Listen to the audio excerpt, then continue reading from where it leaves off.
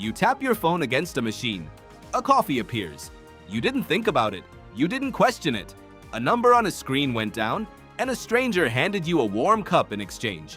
But here's the strange part. Nothing physical moved.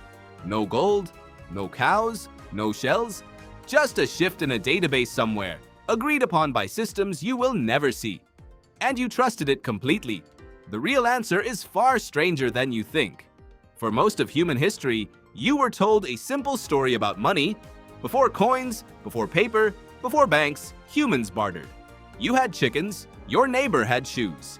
You traded awkwardly until someone invented currency to fix the problem. It's in textbooks, it's in economics lectures. It's almost certainly wrong. The anthropologist Caroline Humphrey spent years searching for a single historical society that ran primarily on barter. She never found one. Not one economy, ancient or otherwise, where strangers regularly swapped goods directly as their main method of trade. Barter existed, but it was rare, and it was usually a fallback between people who didn't trust each other at all. Strangers, enemies, not neighbors. So what actually happened before money?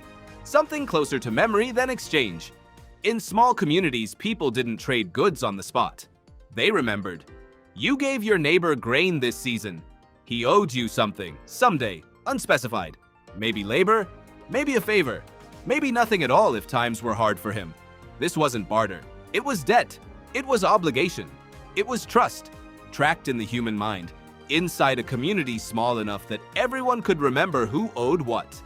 The late anthropologist David Graeber argued something radical in his research on early economies.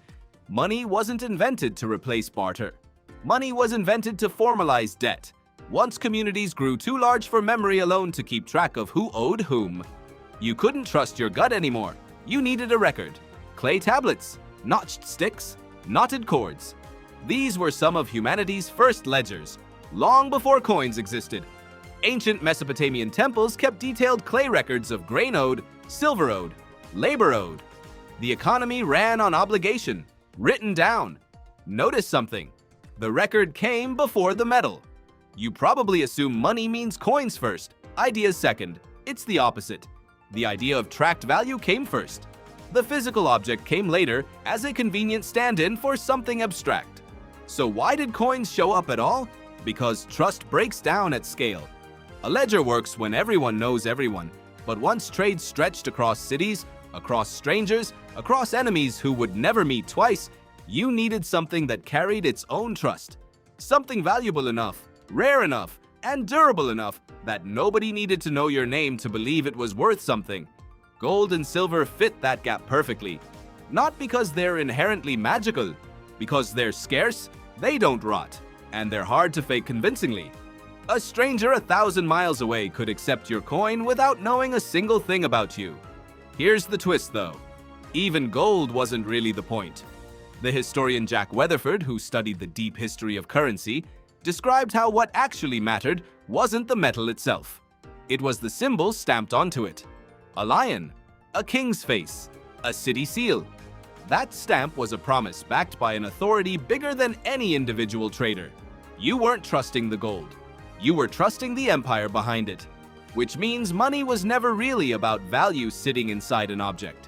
Money was always a story, a shared belief, a promise that enough people agreed to honor. Think about that for a second. A coin is just metal shaped into a circle. Paper currency is just cotton fiber with ink on it. Neither one can feed you, clothe you, or shelter you. Their entire power comes from a collective agreement, invisible, unspoken, but somehow strong enough to run entire civilizations. And once you see money as a shared belief instead of a physical thing, everything that follows makes a strange kind of sense. Paper money appears, backed, at first, by promises of gold sitting somewhere in a vault. Banks appear, issuing notes representing debts and deposits. Eventually, nations stop backing their currency with gold at all. The United States fully ended that link in 1971. And the system didn't collapse, because it was never really about the gold. It was about the agreement. You're paying rent, buying groceries, sending money to family, using something with zero intrinsic value, purely because millions of strangers, most of whom you'll never meet, agree to keep believing in it together. That belief is fragile. History shows what happens when it breaks. Hyperinflation in Weimar Germany. Wheelbarrows of cash needed just to buy bread. The paper didn't change, the belief did. And the moment belief collapsed, so did the value. So what happens when you remove the nation entirely from that equation? That's the real question behind Bitcoin. In 2008, an anonymous figure using the name Satoshi Nakamoto published a proposal for a currency that needed no bank, no government, no central authority at all. Just code, math, and a public ledger distributed across thousands of computers instead of one vault. Every transaction recorded permanently, visible to everyone, controlled by no one. It sounds futuristic, but look closer, and it's almost a return to something ancient. Remember those Mesopotamian clay tablets? A public record of who owes what, trusted because the community itself maintains it?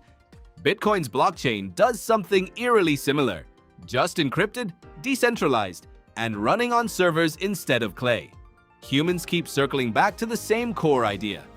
Value isn't in the object. Value is in the record. And the record only works if enough people trust it together. Coins, paper, digital numbers on a bank app, cryptocurrency on a blockchain, different materials, same underlying trick. A shared fiction, powerful enough that you'll work 40 hours a week for it, stress over it, plan your entire life around it. None of it was ever really about gold or paper or code. It was always about whether enough people, standing in a room they'll never all occupy at once, agree to believe the same story. So the next time you tap your phone against a machine and a coffee appears, remember what actually just happened. Not a transaction, a tiny, quiet renewal of one of the oldest agreements your species ever made.